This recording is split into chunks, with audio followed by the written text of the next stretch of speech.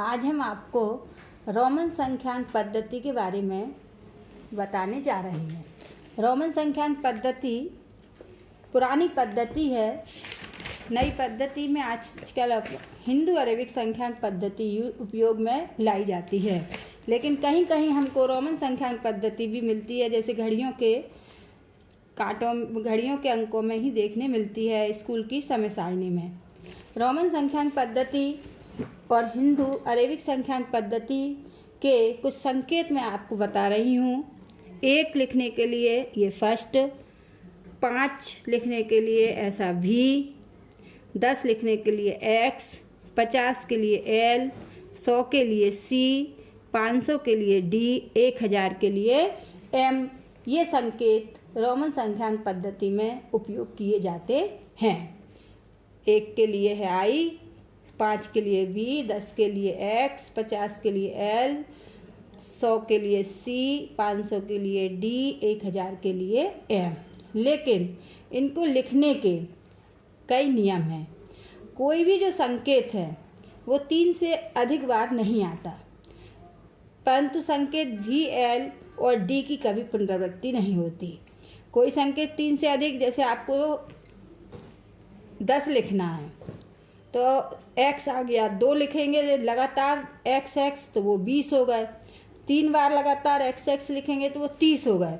लेकिन अब आप 40 के लिए 4 बार XX, जैसा कि मैंने यहाँ बताया है X X X X, ऐसा नहीं लिखा जा सकता, ये गलत हो जाता है।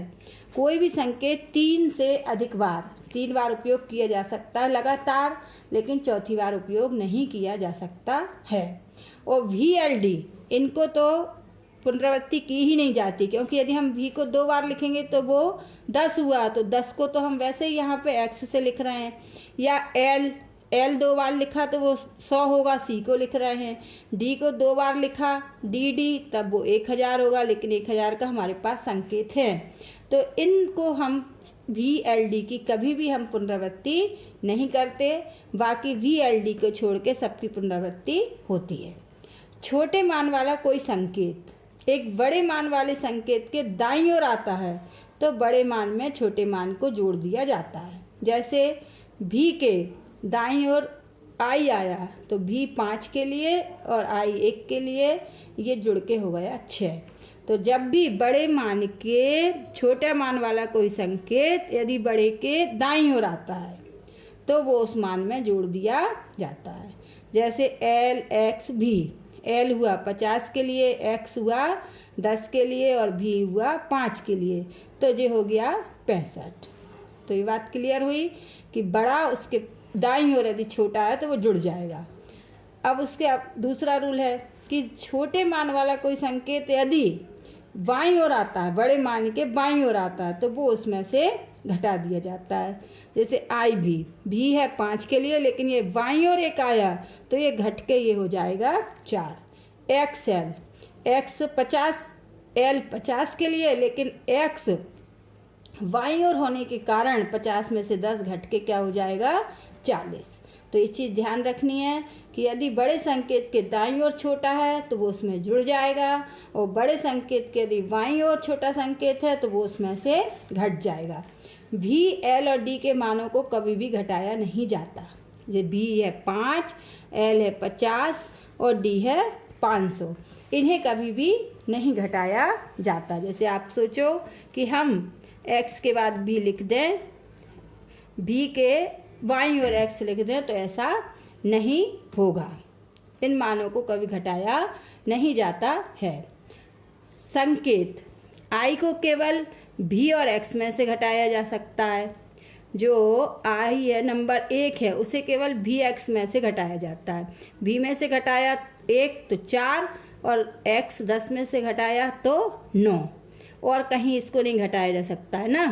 संकेत X को केवल LMC में से ही घटाया जा सकता है। जो 10 है इसको L में से, C में से और M में से। L में से गए तो 40, C में से गए घटाया तो 90 और इसमें से घटाया तो 990।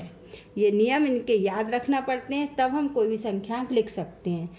ये 4 बार नहीं लिखा जा सकता, कभी VX नहीं लिखा जा सकता, कभी IC नहीं लिखा जा सकता, कभी XVV नहीं लिखा जा सकता है।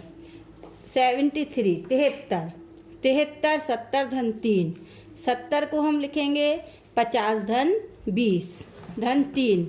अब 50 के लिए आएगा L, 20 के लिए आएंगे 2X, 3 के लिए आएंगे 3 के लिए आएंगी 3I 1 2 3। तो 50 60 70 और 3 73, 98 90 धन 8, 90 को हम लिख सकते हैं 100 ऋण 10 धन 8। अब यहाँ पे घटाना है, इसलिए C 100 के लिए यूज होगा, लेकिन घटाना है तो छोटा संख्यांक इसके कौन सी तरफ आएगा, बाईं तरफ। यहाँ पे छोटा संख्यांक दाईं तरफ आया था, यहाँ पे बाईं आया। और 8 के लिए हमारे पास संकेत है 5 6 7 और 8। 900 लिखना है तो 1000 ऋण 100, 1000 में से 100 घट रहे हैं, 1000 के लिए संकेत M और 100 के लिए संकेत C। घट रहे हैं इसलिए M के बाईं ओर C लिखा जाएगा। 400, 500 ऋण 100, 500 के लिए D और C 100 के लिए, तो इसके कौन सी तरफ आएगा, बाईं ओर। 1500, 1000 धन 500। अब ये जुड़ रहे हैं इसलिए 1000 M और D के लिए 500, तो D इसके दाईं ओर आएगा।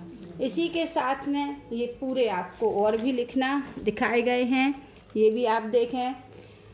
पूरी गिनती 1 2 3 4 5 कैसे कैसे लिखा जाता है। जो देखो 4 के लिए क्या कर दिया जाएगा, इसमें से इस तरफ कौन सी तरफ लिखा जाएगा, बाईं तरफ। 6 7 8 9, 9 के लिए फिर X के बाईं ओर लिख दिया जाएगा I। 10 ये 20 के लिए 2 बार X, 30 के लिए 3 बार, 40 के लिए 50 में से 10, 50 के लिए 60 के लिए ये 70, ये 80 90 100 200 300, 400 के लिए फिर ये माइनस कर दिया जाएगा D में से C 100। इस तरीके से हम रोमन संख्यांक पद्धति को लिखना सीखेंगे कुछ नियमों के आधार पर। Thank you.